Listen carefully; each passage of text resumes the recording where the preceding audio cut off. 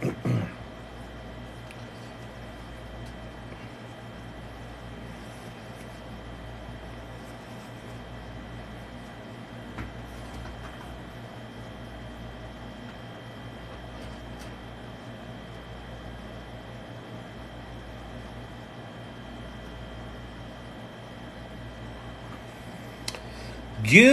evening, everybody. Welcome, welcome, welcome. Welcome to the AI Learning Lab, the official AI Learning Lab. Not that stupid scammer with 2 L's. I reported him to TikTok, and they said, oh, he's fine. So I reported him again. They still said he's fine. So I don't know what to do. And I don't think you can report him. I think I have to report him, but they're not dealing with it. Dr. J, what's happening? How are you? Welcome, welcome, welcome. Happy Friday night, everybody. We'll let some folks get gathered up in here while we get rolling along. Rolling.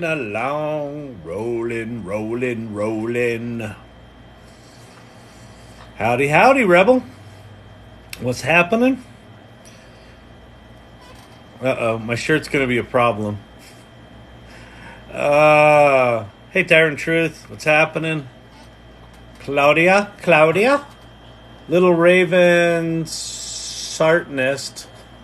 I can't read against my shirt. I'm gonna go change. Tell everyone I'll be back. Tell everyone it's gonna be really exciting. It's gonna be so worth the wait. They're gonna be so excited when I come back.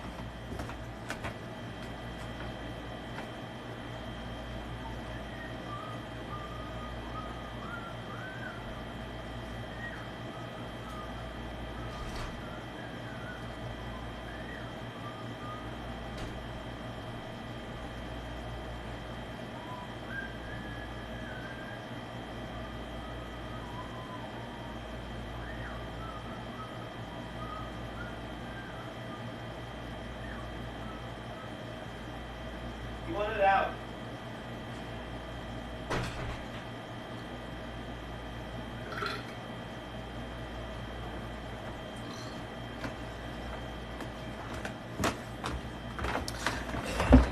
All right.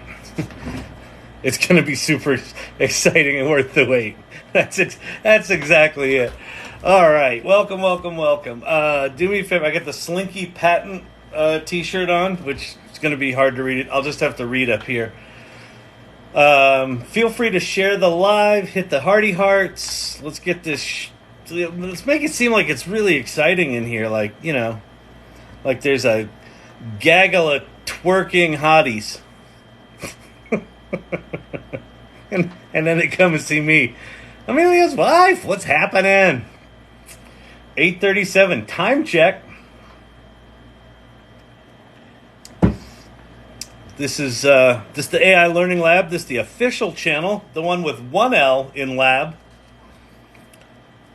Aren't scammers the worst?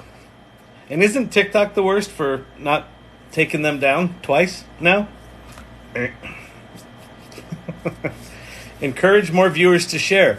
Yeah, more viewers. Share. All right, we got some folks coming in here. Welcome. If you're new here, my name's Kyle Shannon. This is the AI Learning Lab. We talk about all things AI. Well, not all things AI. Most things AI. And a lot of things not AI. I'm an entrepreneur. I'm a storyteller by training. I've got a video technology company called Storyvine. We've been around for 11 and a half years. We do a lot of work in healthcare and pharma. And I was an entrepreneur in the early days of the World Wide Web. And when I stumbled upon this here generative AI thing about a year and a half ago, I thought, and I have Xfinity. So if anyone from Xfinity and Comcast is on the live, go screw yourself. Could you make your internet work that I pay ridiculous amounts of money for? I just want it to work. Like, it's not. Thank you very much. It's the as a user, I would like my internet to not suck. And why I keep it up on my live the whole time there. If you're new to generative AI, if you've not played with ChatGPT, go to that top address. That's the official ChatGPT website. I'm not affiliated with it. I don't make any money off this. I don't give a shit. if you go or not. But I think it's important for everyone to actually try. We pay for both Xfinity and T-Mobile home because, I know. It's ridiculous at this point. Anyway, go there. Is my camera dirty? I think my camera might be dirty. Oh no. Jeez. Wait. The whole place is going down. Hang on. I'll be there. It's going to be good. It's going to be so good. All right. I was trying to make my camera focus better. Hang on. Hold. That help? Not really. Oh, I know what it is. That was too bright. It's better. There. Focus and lack of executive function. So, I'm going to bring it down. Thank you for the rose teriyaki and something. The double roses. That was sweet. Okay. If you're new to ChatGPT, go to that top one. If you have... if you've played with ChatGPT, all these other ones are things that I think are worth playing for or playing with. Bing is from Microsoft. That's GPT-4. Claude is a competitor. Google's Bard is okay. Used to suck. It's getting better, so it's worth playing with now. Labs.perplexity, that's Meta's Llama 2 models that Perplexity's letting us all play with for free. So you can go see what the Llama models are all about. And then you got Pi from Inflection, and you got Poe from Quora. All of these have some interesting thing about them that are worth playing with. So go there, do that with those things. The next thing to do, and lots of good ideas. There are tons of other, there's prompt libraries, there's prompt base. If you want to go pay for prompts, I would definitely not recommend that, but maybe you come up with a good prompt and go sell it on prompt base, and then you can make money with ChatGPT. We also make fun of those people on this channel. Prompt book, openart.ai's prompt book, that will teach you about how you prompt generation tools like I have on the bottom here. Midjourney, Adobe Firefly, and Leonardo's Stable Diffusion. So Stable Diffusion or Leonardo.ai. Leonardo is kind of the web fancy front end to Stable Diffusion. So that's a really good document. OpenArt.ai/prompt book. Really good document. So go there, look at that. You will marvel at how much these image models understand. It's like an art history lesson, and then you realize you don't just have to learn it. If you learn it, you get to go make stuff that looks like that. It's amazing, absolutely amazing. Okay, so the other thing we do here, we drink coffee. We drink coffee late at night because ADD and stimulants. They're kind of counterintuitive. I answer questions. So if you have questions about AI, pop them in the comments below. I'll try to answer them all. Later in the live, it'll get really frustrating because people will be like, he's not answering my question. I find this very frustrating. He claims to be live. Everything seems to be live, but he's not answering my question. I've asked it 732 times, and he still hasn't answered my question. So it's clearly not live. So I think he's a bot. Pretty sure he's a bot. You haven't seen that he's a bot? Did someone confirm that he's a bot? Is he a ChatGPT 5 bot?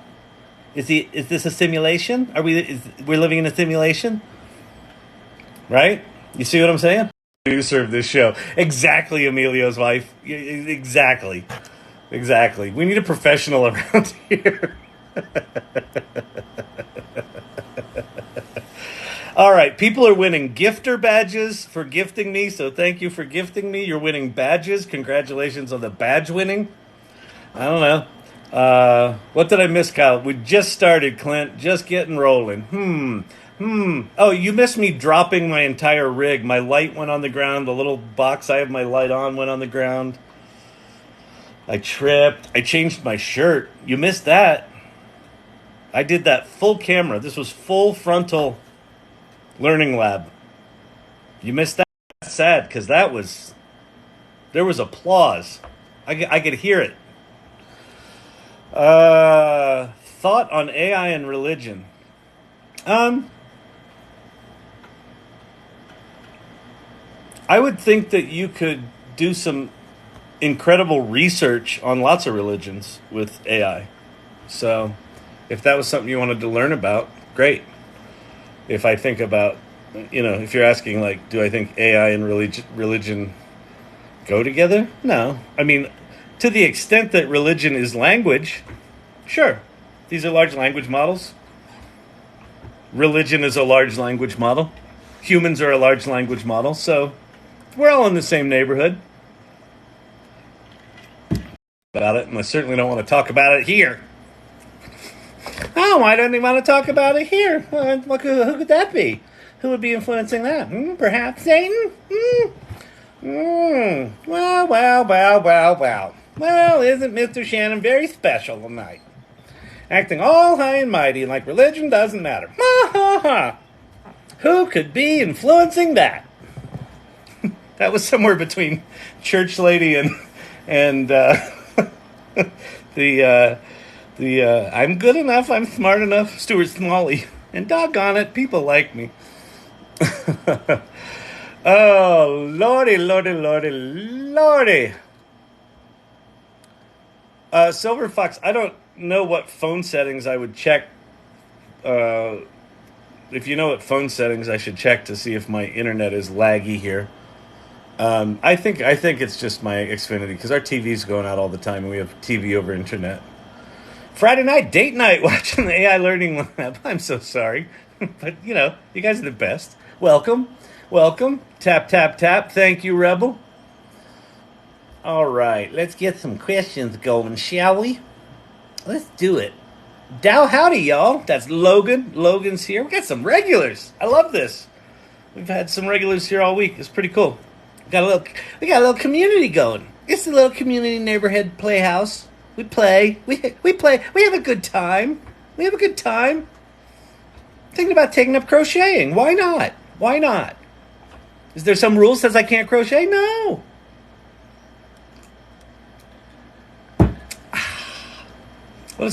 Someone today.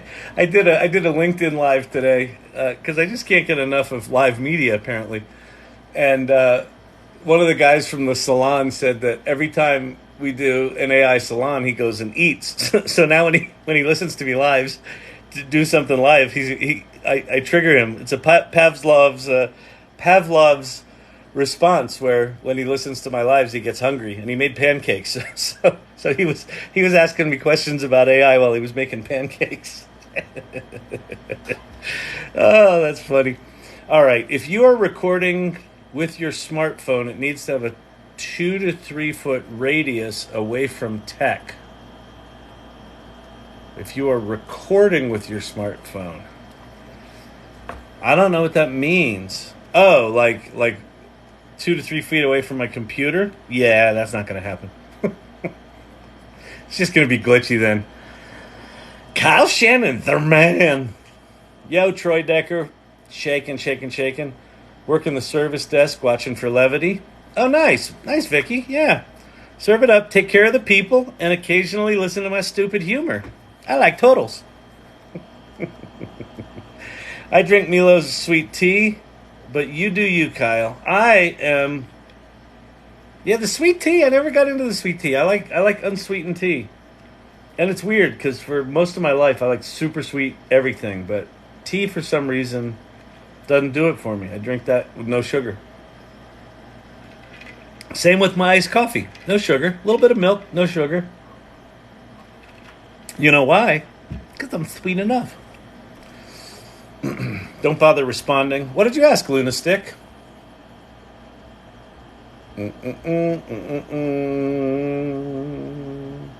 Luna asked me a question, is now very, very, very, very, very, very disappointed that I didn't answer. I don't see your other question, Luna Stick. I think you might be a lunatic. You know what I mean? Or maybe you're not talking to me. You talking to someone else? You talking to me? You talking to me? We're walking here.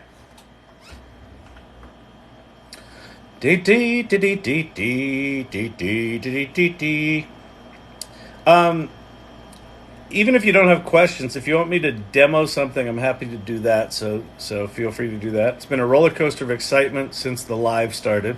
It really has. It's something's off tonight. Something's just weird. Luna Shtick. What? Don't bother responding. Okay. Should I not respond to you? It sounds like I shouldn't respond to you. Okay. I'll definitely not respond to Luna Shtick. It's shtick. Get it? You a comedian, Luna Shtick? Were you actually saying don't respond, or was it like an ironic, sarcastic don't respond where you really want me to respond? And by responding, I'm actually not responding. I think that's what you're going for. Luna Shtick. It's like moon comedian. Huh? Moon comedian of the Catskills. Luna Shtick!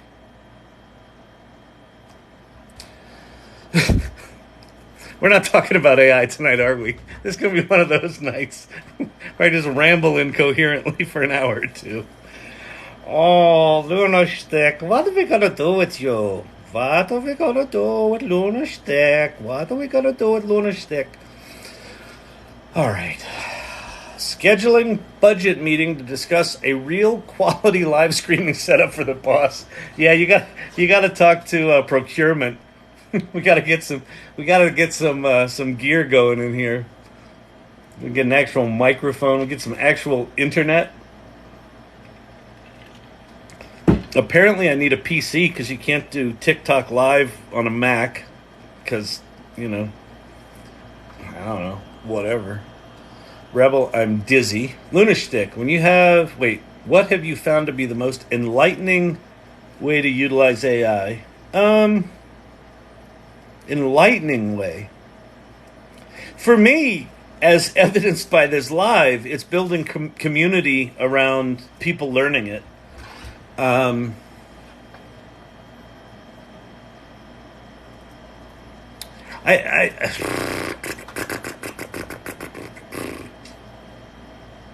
I just wrote a piece on LinkedIn called ChatGPT just gave me superpowers. And it was yet another experience where so what's been happening with me with ChatGPT, if I sort of let my brain get out of the way and just give in to, okay, I've got an assistant that's way faster and just as creative as I am. If I just kind of give in to that premise, then all I have to do is give it a little bit of direction here and there. Like I'm just sort of steering it and letting it do the bulk of the work. And I'm finding that I'm over-delivering on my promises. And I'm coming up with ideas that I absolutely wouldn't have pursued without this stuff. And in that piece, I called these things ability amplifiers or humanity amplifiers. And someone said on the live this week, I was talking about large language models and LLMs and what they are and how they work, and they put in the comments, humans are large language models. And I thought, oh, they are. And that's why these things are so funky and weird, because they were trained on the words that we put out on the internet, right? Like, so we've just, for the past 3.5, 4 decades, been putting shit on the internet.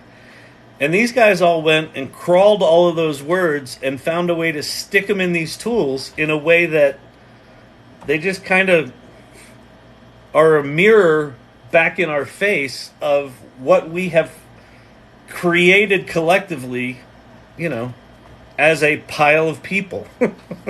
bunch of meatbags using these large language models, spewing stuff out onto the internet.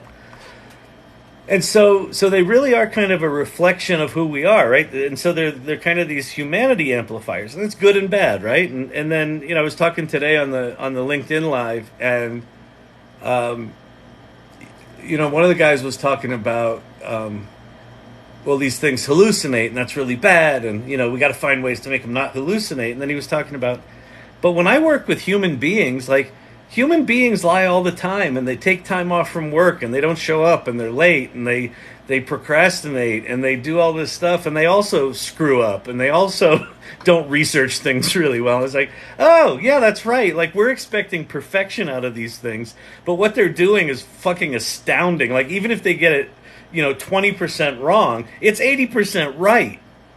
Like that. And it's like, what human can do that? None. Have you ever tried to hire a marketing copywriter just out of the blue? About the 10th one that you fire, you're like, this might take a while. And you don't experience it with that. So for me, there's kind of a freedom that these things are providing. Freedom's not the right word. Well, it's like creative freedom, but it's not so much creative freedom, because I feel like I already have creative freedom. Just do whatever the fuck you want to do.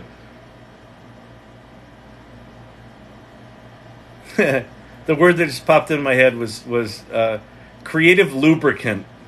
These things are creative, like it's just like there's less friction. There's no friction. Writer's block doesn't exist. You have an idea if I have an idea that historically I would have thought, oh, but I would have to research that, and that's if it felt like too much work, I would just throw it out. I'm like, I'll come up with some other idea. And now I have that idea, and there's no friction. I don't need to do research anymore. I can just go ask this thing. Tell me about this time in history. Oh, oh, you're right. I remember that from school. Oh, and I'm off. I don't know that really answers your question. The thing that I find most inspiring is when someone that comes on one of these lives, or someone that I'm talking to in the world that's like, oh yeah, I've used ChatGPT. Yeah. I'd say, yeah, it's remarkable. Yeah. Thanks, Lauren. Thank you for the rose. Rose, by another name, will smell as sweet. It's just like I've got Tourette's. I don't, but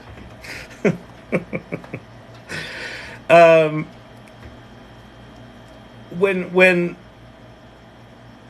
I work with someone, or I'm talking to someone, and then I say, oh, go try this, and they actually go try ChatGPT, and they put something in, and they have their Kevin McAllister moment, their Home Alone moment. That for me is the most inspiring thing, because from the outside, these things don't look that impressive. It's like, oh yeah, it's a chat bot. You put in words and words come out. I've seen those before. You don't need to educate me. I've been using the internet for nearly a decade. Okay, and then they use it and they're like, holy shit! Did you know it did that? Yeah, that's why I have a TikTok channel. It's like I can't stop thinking about it. So that's it for me. I mean, it's just, and the other thing that's just mind blowing to me, these things are weak pieces of shit compared to what they're going to be in a year, and 2 years, and 3 years, and 5 years. I can't even get my head around how different these things are going to be a year from now. Because if you go back a year, ChatGPT didn't exist. GPT-3 did. You could go to the playground and you could play with the GPT-3 API. But a year ago, ChatGPT didn't exist, and the image generators like Stable Diffusion and Midjourney were just starting to make competent images. So we're like 9 months or a year into these things producing competent results, right? So these are like the version 1.0, right? This is like Netscape Navigator 0.9b. Remember the early days of the World Wide Web? When a new browser came out, everyone was like, oh, there's a new browser. This one's got a back button. It's like, woo. Like, that's the stage we're at with this shit, and it's already as remarkable as it is. So every time someone has that light bulb moment with this stuff, I get really excited. A, because just fucking humanity's cool, and when someone has their mind blown and you get to witness that, it's a remarkable moment. But then I know, like, this is sort of red pill, blue pill stuff. Like, once you actually play with this and have that moment, there's no going back. Like, you can't get how important this is from the outside. And the minute you're on the inside, you can't unlearn it. And you can't unthink it. And you can't unimagine it. And you're just like, oh, fuck, what do I do now? And you're like, but at least it can't do what I do. And then you try that, and it can. And then you're like, oh, this is really a problem. But you can't unsee it. You can't undo it. You can't unlearn it. They're not going to uninvent it. So that's the most enlightening thing for me. The 27 things I just said there. Could it be Satan? Well, well, well, well, well. Look at Mr. Shannon. Live on the TikTok. Owned by Satan himself. Terrific.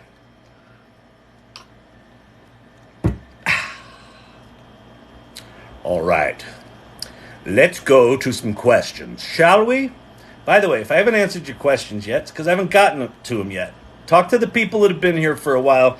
They'll straighten you out. And by the way, if you're someone who's in here who made an account called AI Learning Lab where you put 2 L's in front of the word learning, you're an asshole, and I hate you. And by the way, yes, everyone, I know it's happening, and I told TikTok they were cloning my account, and they said, oh, we don't see anything wrong with that.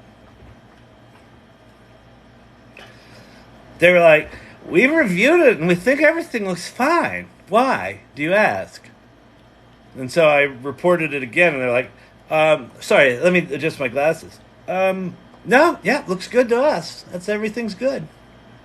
Carry on, AI Learning Lab. Bitter? You betcha.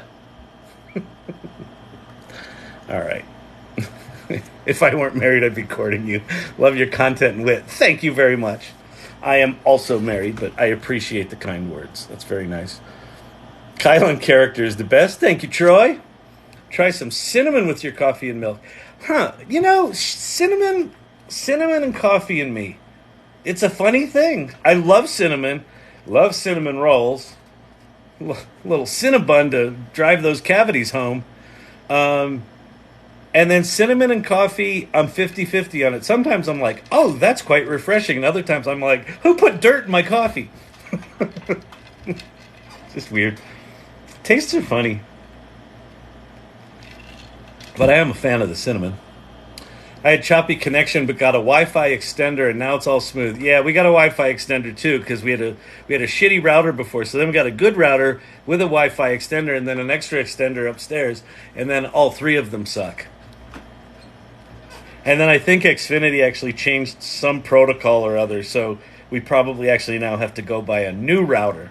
And like, because the Xfinity guys are like, well, everything's looking good here, but you know, your router, it's not one that we put in, so go fuck yourself. Does that work for you? All right. I'm going to go get my van now and eat a Twinkie. Please fill out this customer survey. Hope you're happy. 0, 0, 0. He was nice. 3. All right. I asked what has been the most enlightening way. Oh, yeah. I got it. What? What is clip? Clip is... I asked a question, but yes, Moon Comedian. Oh, that's cool. Luna Shtick.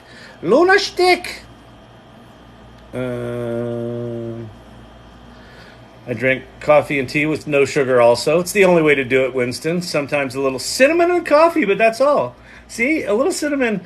You know what? I haven't had cinnamon and coffee in a while. I could go get it now. Should I do that? Sure, Kyle. You can do whatever you want. It's your life. I might go get cinnamon and put it in my coffee just to try it out. I'm going to do it. All right, ADD moment. Hang there. While I'm gone, share the live, tap the screen, look at my shit on my counter, shelf.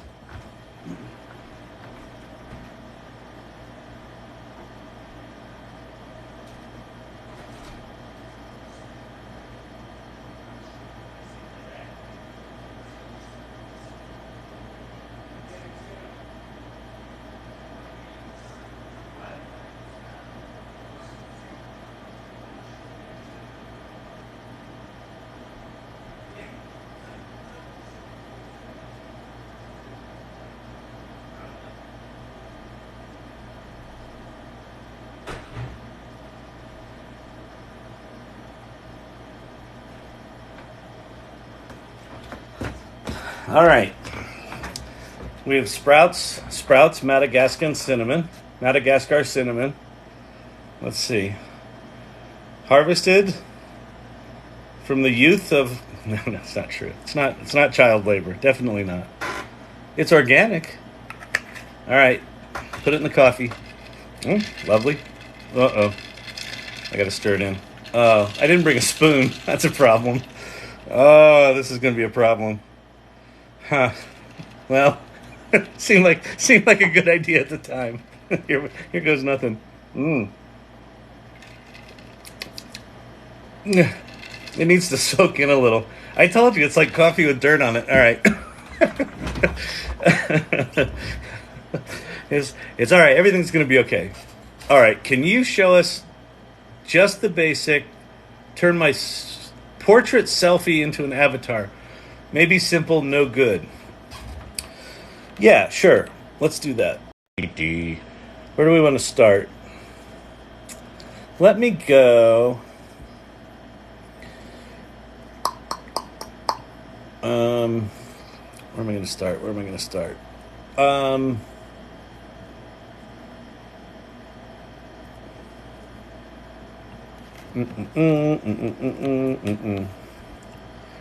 Dreams.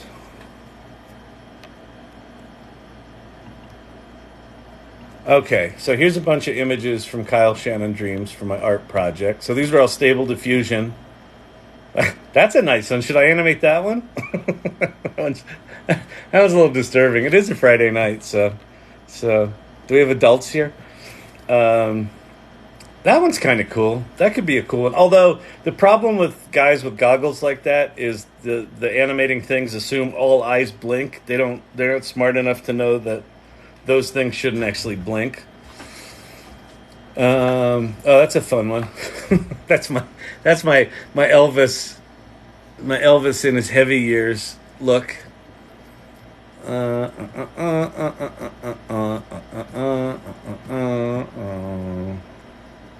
That one's kind of cool.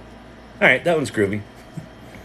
Look like some sort of androgynous David Bowie looking dude or dudette. Oh, and I said it's called androgynous robot. All right, so what I'm going to do, so you create your image in wherever. It could be a photograph of you. It could be something you do in Stable Diffusion, something you do in Midjourney. And then, oh wait, that's Chrome. Let's get out of Chrome. And then we're going to go to D-ID. Well, let's see. Do we want to go? Yeah. We'll go to D-ID. Okay. So D-ID. Oops, that was D-OD. The DOD, very different than the DID. The DOD has very different kind of AI. It will hurt you. DID will make funny little cartoons animate. So you go here. You do have to have a subscription for this. And so when you get here, you've got your video library. So that's what I'm on now. So these are all videos that I've made. And then you can do create a video. And there's a couple of things to the interface. So you've got, the sort of, that's what the video is going to be of. And then you've got all these different avatars, some of which they made, and then some of which you can upload. So I'm going to upload that one. So I'm going to go find androgynous, andro.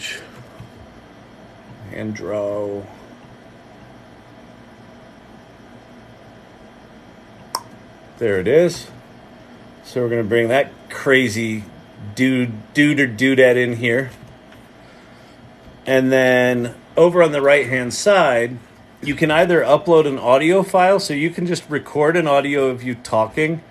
You can use something like 11 Labs to synthesize voice, or you can have DID synthesize voice. So we need a little script right here. So let's go get a script. Let's go make a script. We're going to go to ChatGPT. We're going to go make money with ChatGPT. Bob, tell him what he's won.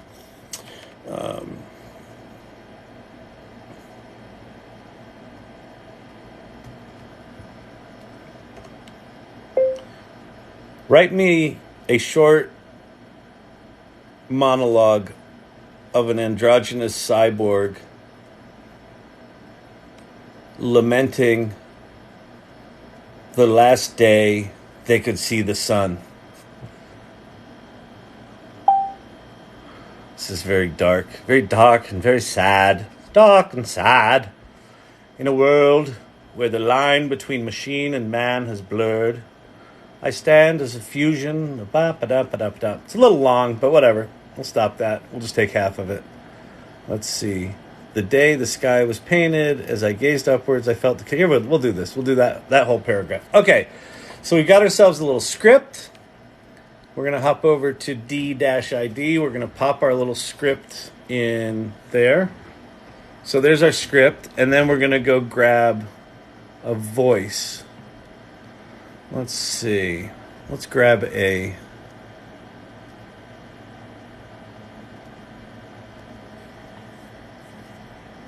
Let's do an international one. So this is English United States. Let's do English South Africa. That's a cool accent.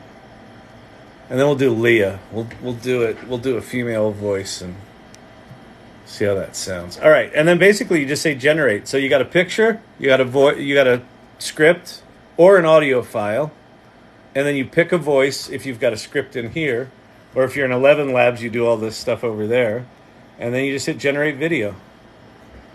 And this is going to cost me 3 credits. It's going to be 34 seconds long. And then it's off doing its thing. And I'm going to try to stir my cinnamon into my coffee while it's rendering. Come on, cinnamon, you can do it. See, the cinnamon in the iced coffee was a bad call. I'm sure those of you that are cinnamon connoisseurs are out there going, you don't put cinnamon on cold coffee, you dum-dum. All right. What was her name? I forget what her name was. Laura? Tara? In a world where the line between machine and man has blurred, I stand, a fusion of both, an androgynous cyborg. I remember the last day I saw the sun, its golden rays dancing upon my metallic skin, warming the human parts of me. That day, the sky was painted with hues of orange and pink, a masterpiece that no technology could replicate. As I gazed upwards, I felt a connection, a tether to the world that birthed me, and the humanity that still pulsed within my circuits. That's pretty good. The animation was good. The voice was good. That's a keeper. That's a keeper. I think I might stick that one up on the old Twitter. The service formerly known as Twitter. Well, isn't that special? Elon Musk just decides one day he's going to turn it into X. Well, what's that a symbol of? What's that a symbol of? What could it be? Is it the Lord? Oh, no. Satan. I hope that gave you what you were looking for, Tobias. If not, let me know. Where can I find future AI and how can I use it? I don't know what you mean future AI. Where can you find... So, if you're just trying to if you're just getting started with generative AI, with ChatGPT, go to the top one, chat.openai.com. Go to that website, make an account. If they let you do it in your country, if they don't, if you're not American, go to bing.com. They should let you do that one. But I don't know. And then go to prompts.chat. And prompts.chat will teach you what these things actually are. They're very simple conceptually, right? It's just like a Google search bar. But what you type in there and how you type in there is way more sophisticated, and what it gives you back is way more sophisticated than a Google search. Way more sophisticated. And I can play with some of that stuff if you want. Also, last night you asked if the food at Casa Bonita was good. It was. Wow, that's amazing. The food at Casa Bonita has been historically horrific. Like, you know how there's restaurants that are so bad, like you just got to go there to, like, sample the badness and it's funny? This was apparently like, yeah, no, don't go there. like the botulism is real. But apparently Trey and what's his name from South Park, they brought in a real chef, and apparently it's good. So that's cool. That's awesome. Where can I find future AI and how do I use it? Just talked about that. I feel the same.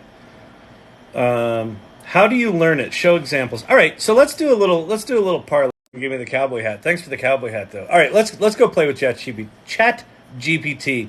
I'm going to start with what I call parlor tricks. Okay, so just to orient you a little bit.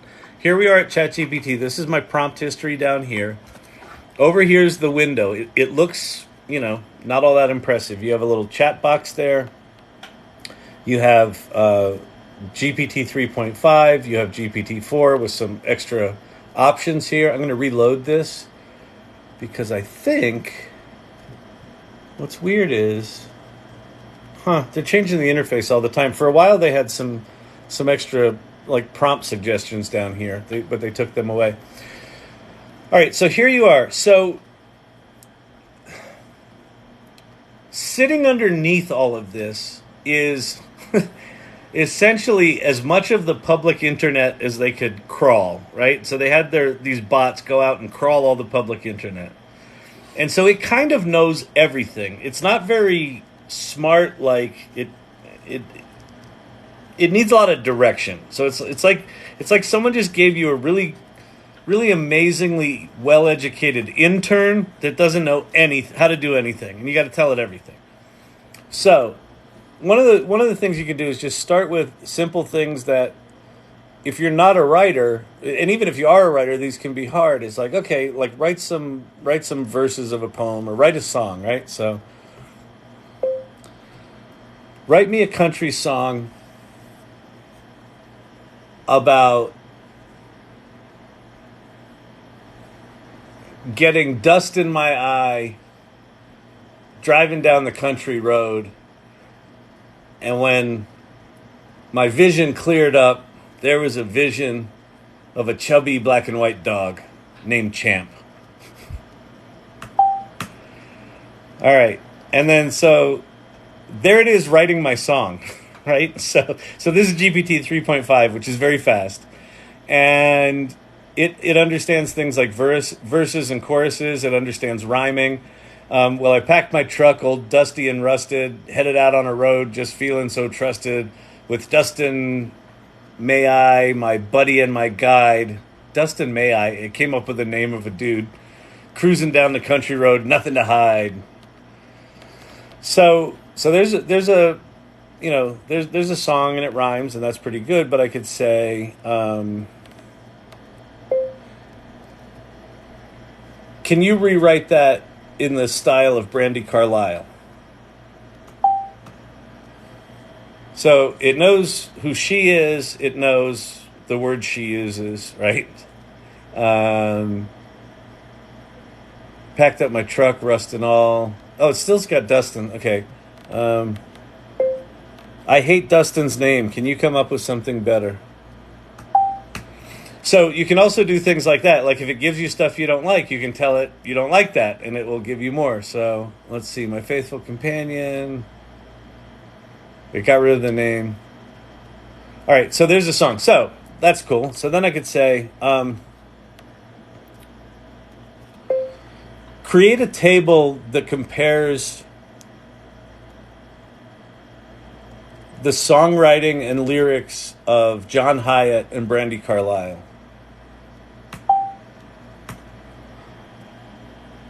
And so there's your table comparing these two sort of things. And this could be any two concepts. This could be two philosophies, two religions, two football teams, two anything, or for anything. Or it could be just one massive table just explaining, I don't know, all the turning points of all of the different world wars, right? So it can do things like that. The other thing that it can do is write me a Python application that will generate a country song in the stylings of John Hyatt and Brandi Carlile based on some interesting inputs that a user will give you. And so it explains what the program it's going to write is. So complete So it said creating a complete Python application to generate country songs in the stylings of artists like John Hyatt and Brandi Carlile would be quite complex. It involves natural language generation. However, I can provide you with a simplified example, blah, blah, blah, blah, blah. So there's all that stuff. Now, is it calling OpenAI? I don't think it is. No, so I'm going to say, why don't you call the OpenAI API so we can make it easier to do the natural language processing to create songs in the style of these artists. And then now it's writing Python code that now has the API in it, right? Replace your OpenAI key. So that's just some like really quick little stuff that I've done. So what can you do with it? You can do almost anything. And anything that involves language. And so rather than sort of think about, well, how can I use AI? A good way to do it is, one, just start playing with it. Just start doing what I just did there, parlor tricks. Just throw anything you can at it and see if you can stump it. And what you'll find is that you can't. And then start to play with it and do things like, okay, what's a project that you're working on, or what's something, maybe you've got a community group that's putting together an event, or you've got something going on at work, or you have a friend who just can't get anyone to come to their pizza shop. Offer to say, hey, I'm trying to teach myself ChatGPT. Would you mind if I did some marketing stuff for you using ChatGPT? And they'll be like, I don't care. Yeah, sure. You want to do free work for me? Awesome. Go do that. And then go do that. So that's a good start. And then we can sort of go from there. But that'll at least give you a bite at the apple. So while I'm rambling here, go play with this stuff. Just go play right now, because what I'm saying is questionable at best. I am not how do they say it? Qualified. I am not a licensed AI practitioner. All right. Ba-da-ba-bum. Over-delivering is a good thing. Where can I find future AI and how can I use it? We talked about that. I feel like I finally have a Rosetta Stone. Yeah, Lunashtick, it is a Rosetta Stone. It's like it knows all the languages. It knows all the programming languages. It knows all the languages. It understands, formal language and informal language and, vernacular. It's, write something in the style of, someone in the Louisiana Bayou, and it knows that. Because again, where's it getting all this from? It's getting it from all of us, that of all the stuff that we've put out there, we as, collective we, that's what it's been trained on. So it just knows all that. And the way the tech works, it just gives you what you ask for. It's designed to give you what you want. All right. I had chili relleno and it was delicious. At Casa de Pepe. Casa de Pepe. Casa Bonita. I'm able to take my neurodivergent brain, combine it with AI to generate awesomeness. Yeah, I'm telling you, for the neurospicies, for us neurospicies, these things are a fucking gift that just keeps on giving. Because if you got the ADHD, if you got things firing really fast all the time, you can just keep spitting them into these things. And here's the thing. These things are a little bit humbling because these spit shit back at you faster than you can process it. When I first started doing the stable diffusion stuff with Dream Booth, making all those images, and then ChatGPT came out, I got completely overwhelmed. I am rarely sort of at a lot. I'm rarely overwhelmed with inputs. I can take lots of I can take lots of inputs, right, and synthesize them really quick. It's an ADD thing. But this stuff is really intense. It comes at you with a lot, and you think you're heading in one direction, and it just veers you down a rabbit hole so quick. You're like, oh, I didn't even know how it got here. It's amazing. Is the paper attention is all you need up there with Darwin's Origin of Species? I think it will be. I think it will be. So what September Mage is talking about is the paper from 2017 that Google released. It was called Attention is All You Need. And it's where they introduced the concept of the transformer. And what the transformer did, so the T in GPT is transformer. So GPT stands for generative pre-trained transformer. Generative meaning it's generating original work. It's not copying and pasting. Pre-trained meaning they've trained it on all of the internet, so you don't have to. Previously, you had to bring your own data, and machine learning models could only ingest relatively small data sets, and the transformer, the T in GPT, allowed them to train these machine learning models on massive data sets. And what Sam Altman at OpenAI learned, what the team at OpenAI learned, was that the more data you give it and the more GPUs you throw at it, the better it gets. And they realized this early on. And if you listen to Sam Altman's interviews, the reason, and we can choose to believe him or not. I tend to. He feels like a decently thoughtful guy. The reason he says OpenAI switched from a nonprofit to a for-profit is he said they understood that if they threw massive amounts of compute power at this and trained it on massive amounts of data, both of those things required massive amounts of money.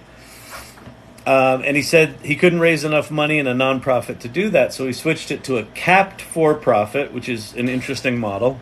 The investors can only recoup, I think it's 100x of their original investment. And he just threw a bunch of hardware at it and a bunch of people tagging data and trained it. And so GPT-3 came out in 2020.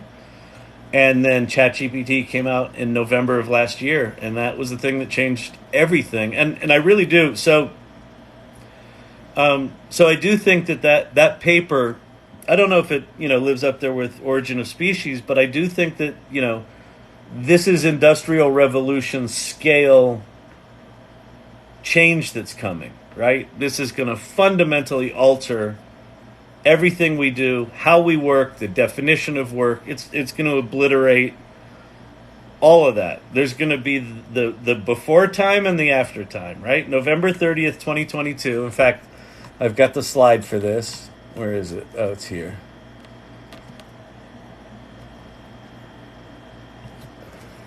For that date, when ChatGPT was launched, and for me, where's my cursor? I can't see. When I make it dim enough here, I can't see the cursor. For me, I think we're entering the Great Renaissance. And do you notice that in the word Renaissance, AI's in there? It was funny, when I was in acting school, like, Renaissance always screwed me up. I'm like, wait, is the A before the I or the I before? I'm like, why is there a fucking I in this word? Now I know why. So yeah, I think this is a big deal. I think this is a singular moment in history. And I've said this on the lives all week, pretty much this week. I think I feel incredibly lucky and fortunate to be alive at this time in history, because these things are rare. You don't get to be at the beginning of these moments in history very often. And also, it's very easy to be afraid of this stuff, and it's very easy to dismiss it. It just feels sad to me. And it's like, why I'm putting time into this channel is I want people to fucking try it. Like, if you try it and you realize, I don't give a shit about it, and I don't care, and I don't care if it does change everything, I'm going to keep doing what I'm doing. Cool. Like, I totally respect that. Totally respect that. But all the people that are sitting on the sidelines, it's not perfect. It hallucinates. It was trained on other people's data. It's stealing.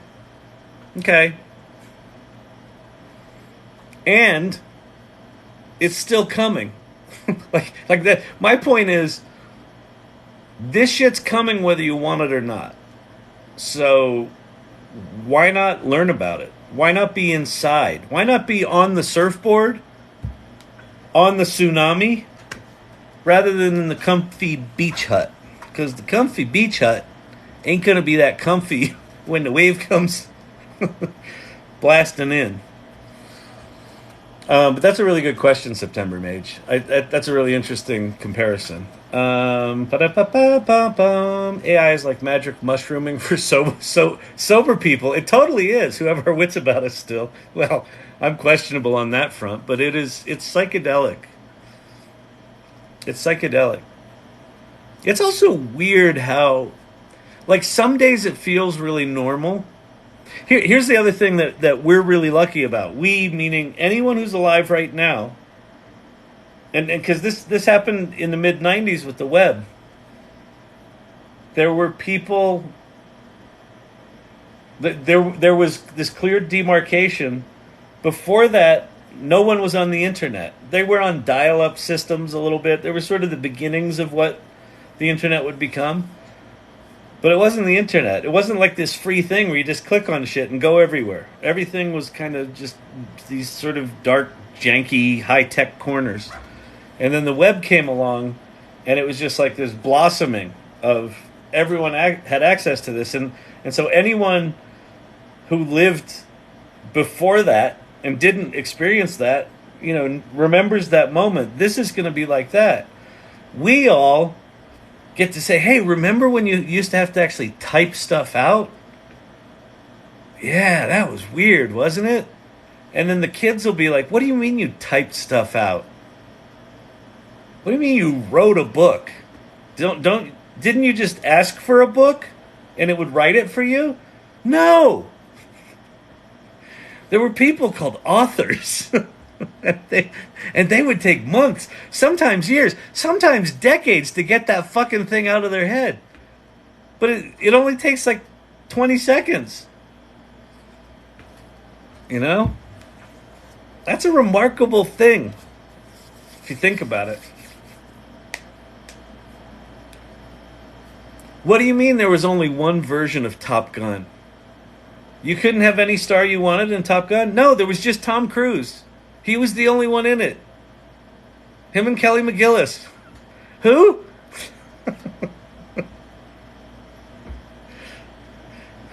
In my day, we had a movie and it only had one character in it for the entire length of the movie.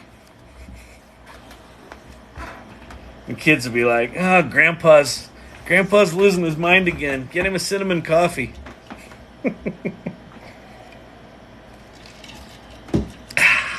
It is tasty, but it is kind of like a layer of dirt there. All right. But with proper user utilization, the combination is like human brain Pokemon evolution. Yeah, it is. It is. And these things aren't even gamified yet, and they're not truly multimodal yet. If you want to have some fun, here, let's go do this. We'll go try something on Bing, because it hit me today that there's a big deal going on at Bing that is a little hidden. So if you go to chat at Bing, this is GPT-4, and you can put it in creative mode, then precise mode, and balanced mode. So we'll put it in creative mode, and I'll say, let's say,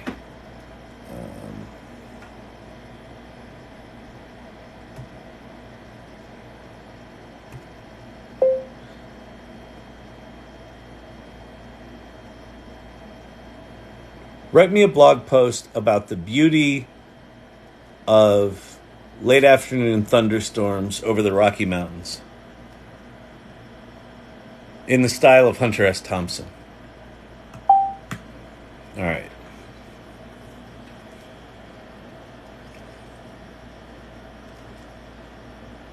So here's a blog post. I was driving down I-70 from Denver to Aspen, feeling a buzz with the last joint I smoked in the gas station. The sun was setting. All right, so this is good. So here's a nice little blog post. So let's let it finish writing that.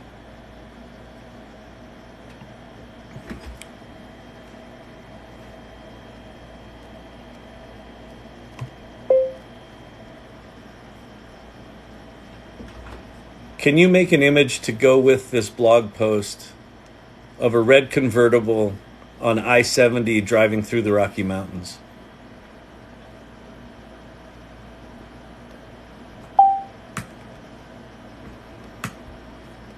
Oh, it's still going. Whatever it was, it felt good. It felt right. It felt like Gonzo.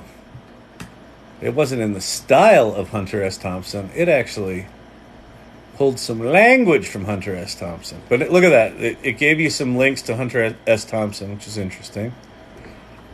And then now we're going to ask it to make us an image. It says, sure, I can create an image to go with your blog post. Oh, I asked it twice. So it says your image is generating. We'll see if we get anything good here. It's not quite right, but it's not horrible. You know what? It is horrible. Let's go. Let me get rid of that. We'll go back here.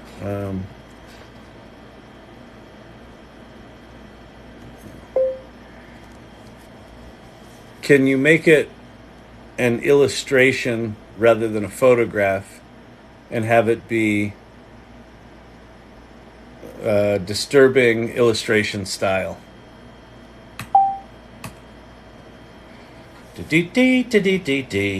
Be interesting to see how it interprets disturbing.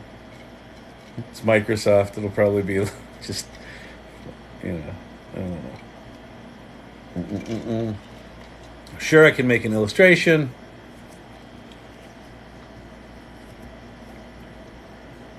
Is it doing it? Oh, there we go. Yeah, it's not quite the right thing, but that's okay.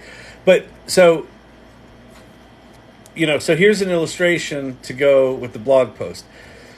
So what hit me yesterday or today as I was thinking about this is OpenAI just created or just filed for the trademark for GPT-5, and in it they say part of what it's going to do is voice to text and voice synthesis and all that sort of stuff. And then you've got things like Runway that can take images and turn them into movies, and now those can be 16 seconds long. So those are getting better and longer and more coherent.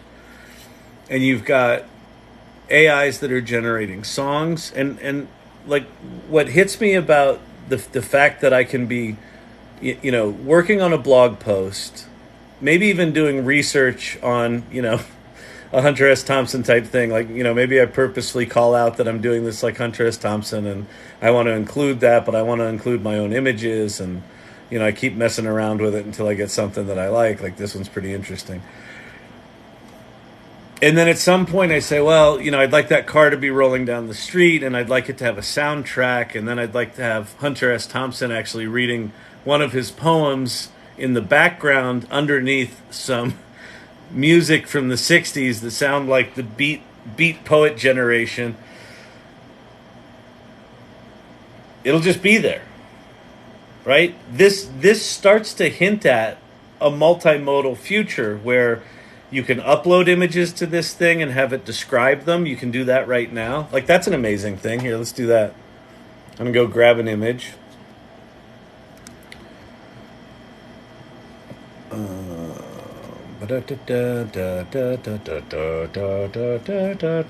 I'm in that thing. Let me go out.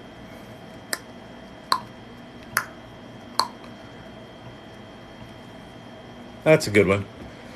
All right, so this is an image I did for a LinkedIn article I created the other day, yesterday.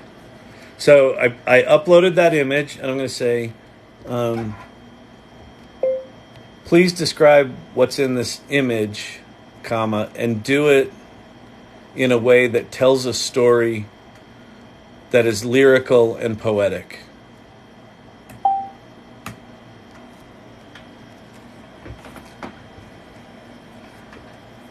So wherever that image came from, whether I created it or whether someone else created it and it inspired me, they are the dreamers of the night, the seekers of the light. They sit on the edge of the world, watching the city unfold.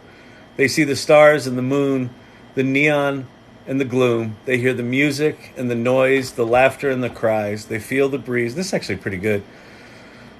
They feel the breeze and the chill, the thrill, and the still.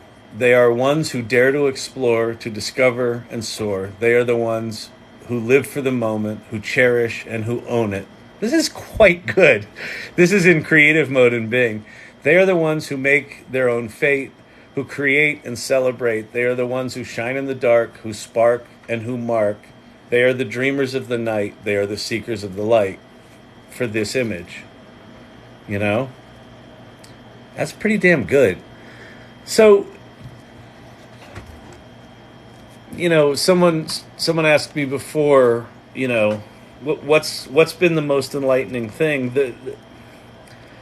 Just for me, getting my head around what is this? I didn't get that. Oh, Could shut you try up, again?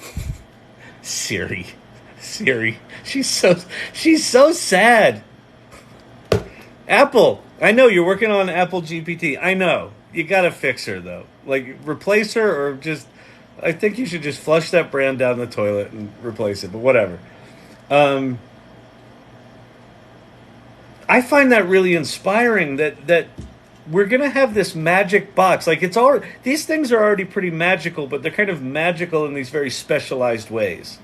This one's magical with words or code, right? I'm gonna code in it, or I'm gonna write in it, or I'm gonna.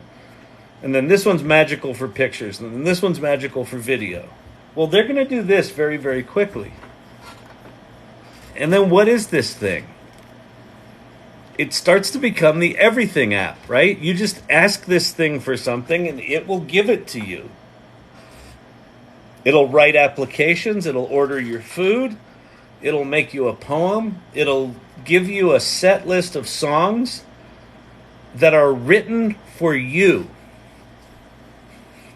And there will probably be hardware by any number of companies.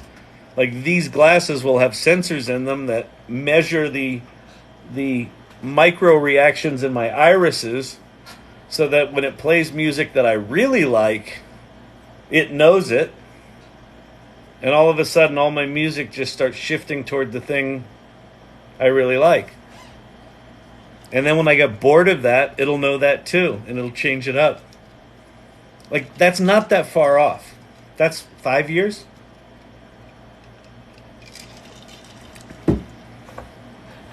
In my day, you had to listen to songs that were recorded. They were stored on these things called compact discs. They were about the size of your forehead. What if you sat on it? Well, then it broke. That's weird, Grandpa. Question, what's the best app to cover text to video and extend animation?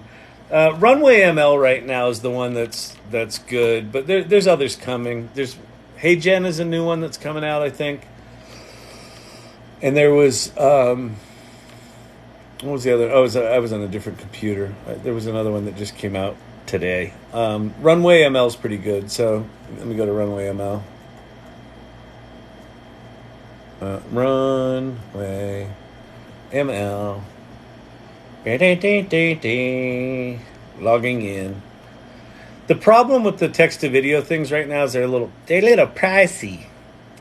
So what's nice about Runway ML is you can do text only. So you could do red convertible, driving up a Rocky Mountain pass during a thunderstorm with the sun bursting through the clouds in the distance.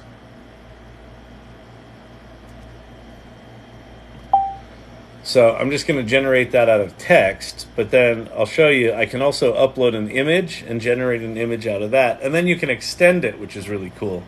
So it'll generate a 4-second clip, and it now lets you extend it in 4-second increments up to 16 seconds. So you can get like a pretty long clip. So the storytelling possibilities here just went up pretty dramatically. Oh, sorry. But Kyle, we couldn't see anything. You had it in that teeny little window. All we saw was your big damn head. Your head's very large. What's with your forehead? Shouldn't you slide your wig farther forward? Kyle? Hello? Is anyone listening? Is he ever going to answer my questions? Ba-dum-bum, ba-dum-bum, ba-dum-bum, bum-bum-bum. Oh, we have video. We have video. Let's go to the videotape. It's not a convertible, but it is kind of moving in slow-mo. That could pass for something. But so now let's flip over to the image thing. So let's go back to Bingy Bing. Where's the Bing? Where's the Bingy? Did I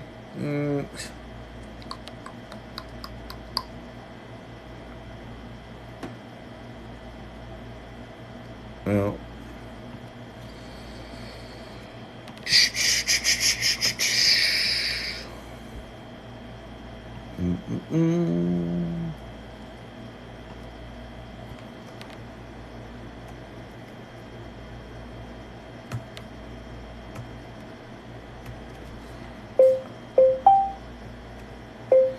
Make me an image of a red convertible driving up a mountain pass in the Rockies during a thunderstorm, with the sun breaking through the clouds in the distance. Oh, wake me an image. Let's see if it understands wake me an image. It should. Yeah.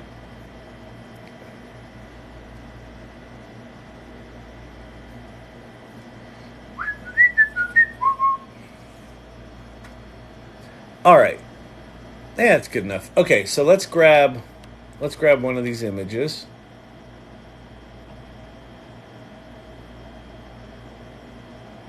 Save image as red car on the desktop, and then let's go back to this. So now we're going to upload an image as the start image for our little vidya. And now I'm going to generate, so there's the image I uploaded. It's square, so it's going to be a square video, so that's fine.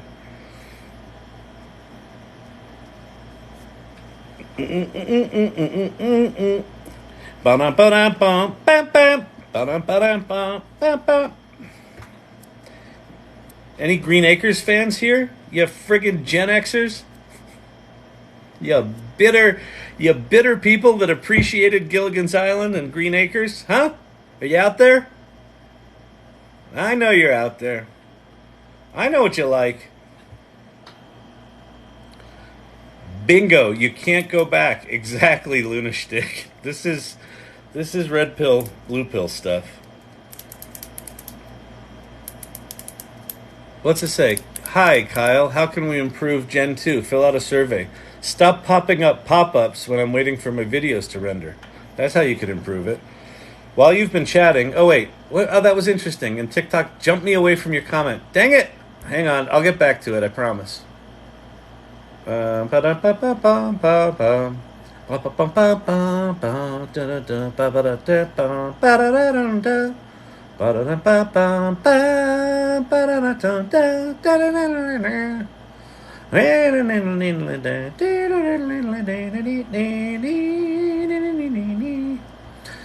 All right, let's see. ChatGPT's giving me cheesy responses. Oh, I'll talk to that one last domino. I just want to find... Someone said something that looked cool. All right, wait. There's our video. Let me just see if I can find out where I was. What program or website is this? I don't know what I was on before.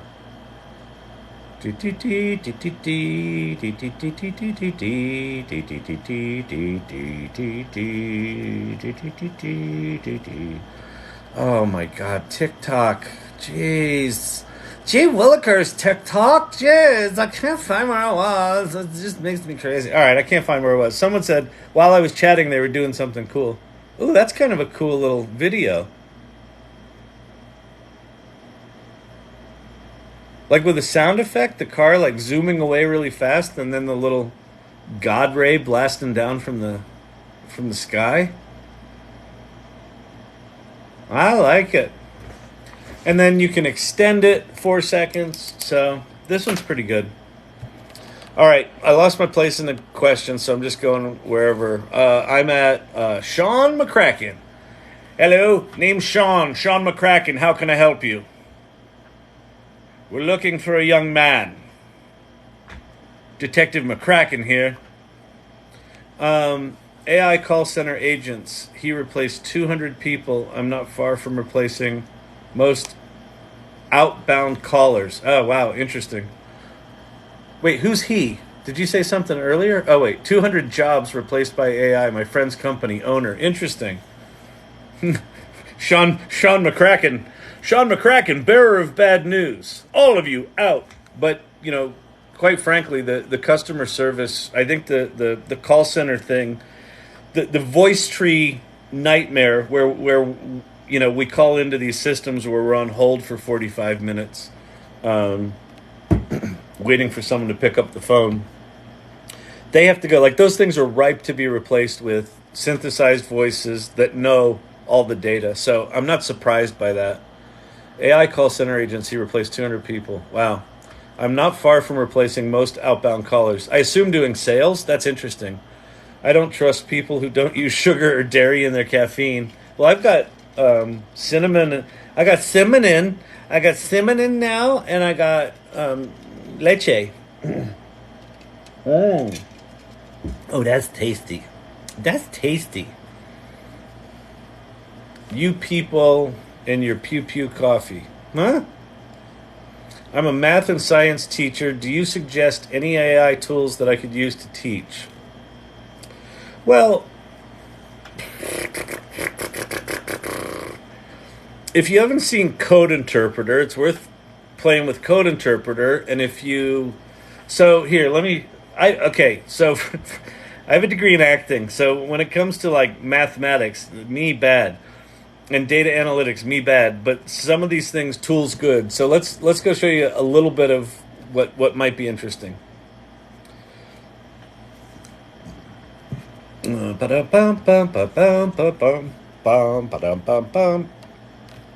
going to go to GPT-4. We're going to go to plugins. So if you haven't played with plugins, they're worth playing with. And within plugins, there's a plugin for Wolfram Alpha. And I'll leave Web Pilot turned on. So the way plugins work, if you haven't seen them, you can install as many plugins as you want. I have 20 or 30 installed. In any given chat session, you can activate up to 3. So I've got 2 going here. Web Pilot can look at websites and URLs, and Wolfram Alpha can do math. So I don't quite know what to do here, how I would teach it. Well, let's just say this. Wait, I'm an AI math and science teacher. Well, let's do that.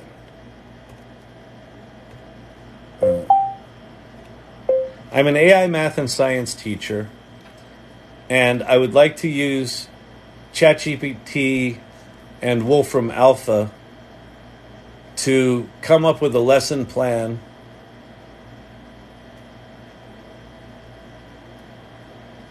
that will teach people math skills and ChatGPT skills at the same time. Can you help me come up with a curriculum? That might be a really crappy prompt. I'm kind of winging it here. Of course, combining math skills with ChatGPT skills can be engaging. Lesson plan, introduction to ChatGPT with Wolfram Alpha. Algebra with Wolfram Alpha. Input. Okay, so...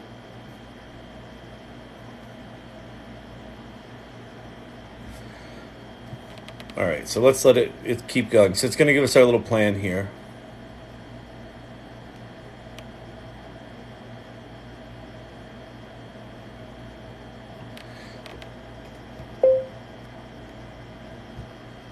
Give me 2 examples from number 2. I'm going to change that to equations. From number 2 and show how you would solve them. So it should give us an algebra equation here. Equation, or just not an algebra equation. Solution with Wolfram alpha. It's not calling Wolfram alpha. So let's say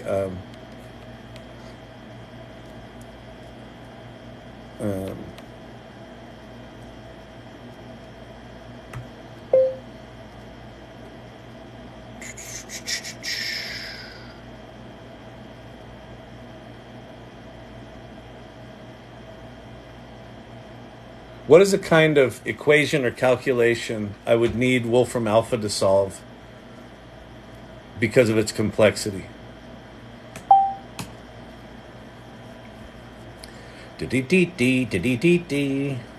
Differential equations. Okay.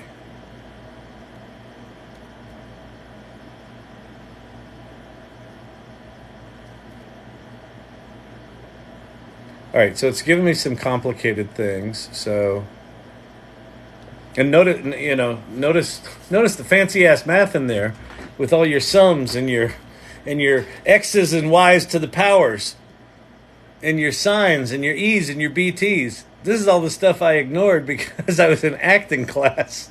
All right, I'm just going to grab one of these equations and pop it in there and see if it fires up Wolfram alpha.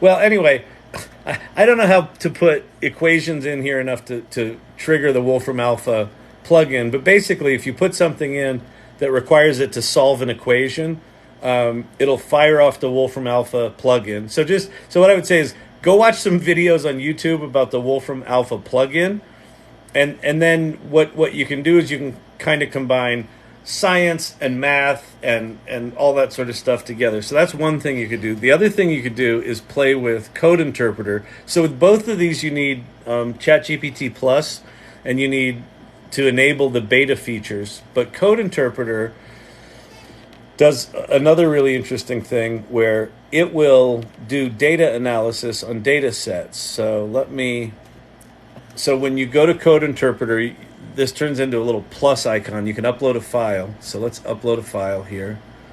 I'm just going to grab an archive of data. So this is just a zip file, and then I can say, help me understand what's in the data inside this zip file.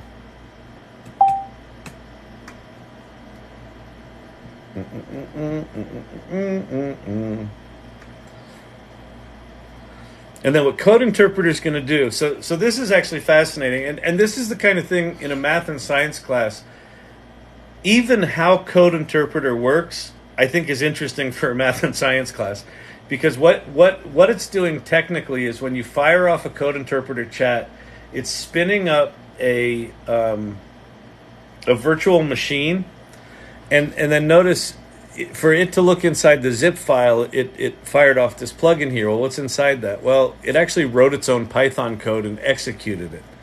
And then it says, would you like a brief overview of the contents of each file? And I'll say yes.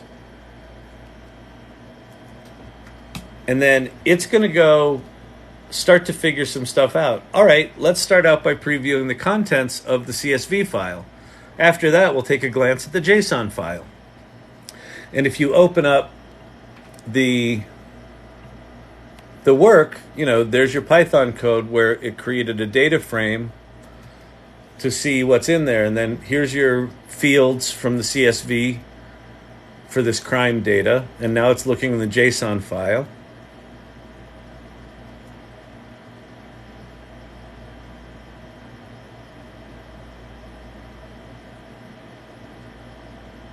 Would you like details of any specific key or a general overview of some main keys such as description? I'm going to say, I would like you to analyze the data in both files and find me the trends or statistics you think are most interesting, period. Present those back to me, visualized in charts and graphs that bring the information to life. So again, if you knew something about data analysis, you could write a prompt that was way less shitty than what I just did. But the fact that it can understand the crappy prompt I just gave it and start prompting itself. So basically what it says is, absolutely, let's break this task down into steps. Number 1, data analysis. Understand the data distribution, identify potential columns of interest, compute basic statistics, and check for trends. Visualization. Create visualizations based on the insights from the data analysis. Let's begin with the analysis of the CSV file. So it found an error, it then fixed that error. Now it's going and looking at the data, right? So it is now prompting itself. So this is a glimpse into the future of autonomous agents, where you just give these machines a goal and they go off and start, doing things for you. So I think this could be really interesting. And there's the charts and graphs. So this is the distribution of violations by ward, right? And then, so certain wards. So then it creates a little chart here where it kind of screws up the formatting. Like the labels are too long. But we can go fix that. Or no, we can go tell it to fix that. This is distribution of case dispositions. So it's just off doing this. So if you knew the kind of data set, like, maybe you go get some scientific patents or some papers from archives, some scientific papers, and you upload 10 different scientific papers. I mean, this would be interesting. Maybe you take something like, look at all the papers that are coming out about LK99, right? The room temperature superconductor. Get as many papers as you can, throw them in a zip file, toss them into Code Interpreter, and have Code Interpreter find any through lines, that go across all of the research papers. What interesting data can it find across all these papers? And maybe your class comes up with the the actual LK99 that is truly superconductive because you ran it through Code Interpreter. I mean, stranger shit's happened. There's another little chart and graph. Like, it's just going. Would you like to explore any others? So anyway, you can keep doing that. So, yeah, I would go play there. The other thing that I think could be interesting is if you haven't played with Khan Academy, KAHN. So Khan Academy's been around for decades now, and they're the ones that are sort of the flip the classroom, right? They give you all the cool lessons. Few months ago, they released Khanmigo, which is a GPT-4 teaching assistant that's part of Khan Academy. And it would be interesting, and it uses the Socratic method. Like if a student just goes in and goes, just give me the answer to this problem, it actually will start querying the student about whether or not they actually understand the concepts in the problem. And if not, it will teach them. It will do the querying. So like that's, again, it's the kind of thing where I feel like doing it in the classroom with students, exploring how that tool works and how it's different than how they've done homework in the past, and what does that mean for homework in the future, and what's good about it, what's bad about it, where did it break down. That could be really interesting too. So again, my lack of mathematical prowess has haunted me once again.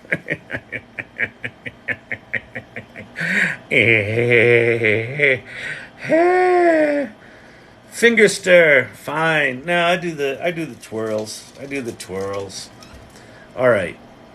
I have Delemy. If start CS University, or do I choose other courier? Oh, you have a dilemma. Okay. Do you start Computer Science University, or do you choose another career? Oh, really good question. That's a good one. Listen, Minnie, I don't know what to tell you. It depends on your goals. If you want to be a coder, I don't think that coders per se are going to be around for long. Like that doesn't feel right to me. If you can find a computer science program that's leaning heavy into AI, there's kind of two places you can play with AI. You can play on the model side and on the data science side, and all of that, the engineering side. If you want to do that, there's going to be a need for people to do that, but you're going to have to be very, very AI literate. So what I would say is, in combination with going to computer science program, start to get involved with programs like LangChain and AutoGPT and GPT for all, and all the open source llama projects that are out there. Start paying attention to and get involved with open source projects working on AI. Go start to watch the videos of a guy named David Shapiro on YouTube. Like, go down the rabbit hole. So if you're getting AI literate and really going down the rabbit hole of AI, and you're learning computer science skills, the marriage of those two, I think, is going to be quite valuable. If you just want to be a coder, like tactical execution, like I just want to do code, that shit's going to get automated. It's going to get automated out pretty quickly. Like by the time you finish your university, it's going to be out. So I think you need to layer on the generative AI stuff on top of it. If you enjoy other stuff, like you might go other directions, but there's another side of AI that you can play with, which is the application layer. So if you think about GPT-4, the base large language model of that ChatGPT is drawing on, sits down here. So if you're in computer science, if you're a data scientist and a mathematician, and you're working on the models themselves, that's the sort of the geeky layer, right? But then there's the application layer. ChatGPT lives up here. ChatGPT is sitting on top of this large language model. And ChatGPT is just like a relatively simple tool sitting on top of this to prove the concept that what's under here is really powerful. That's why it was created. That's all it is.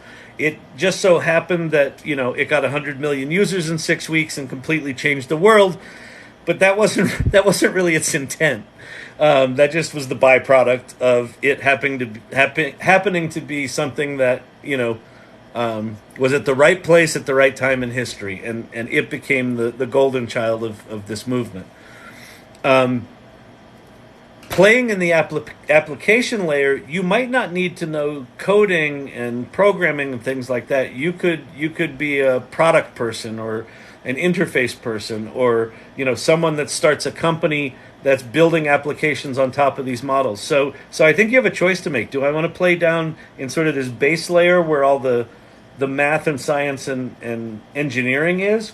Yeah, great. Do that, but get way up to speed on all the open source projects and how these things work, and do that. Lean into that heavy.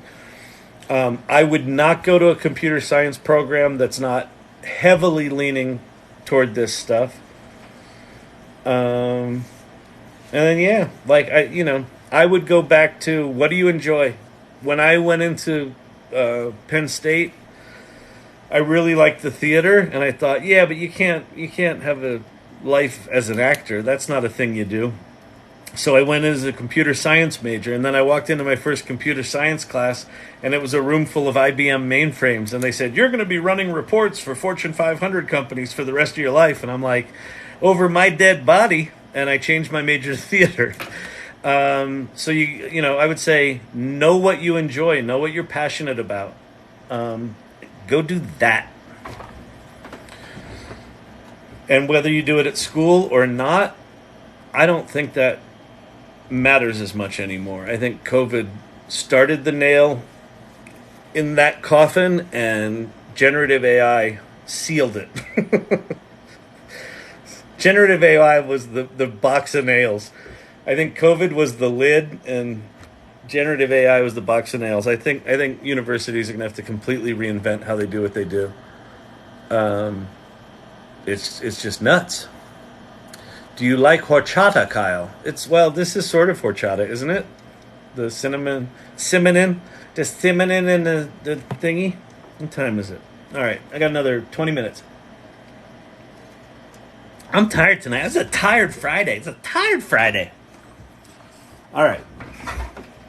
I am now 46, at a minimum, 46 messages behind. So if I haven't gotten to your message, that's because I don't respect you. No, it's just I haven't gotten to it yet. I'm an old guy. I go slow. We go slow. We walk slow. We're like, honey. How do you turn on the TikTok? Is this the TikTok? Honey? Is this the TikTok? This is the TikTok? Why is my face on here?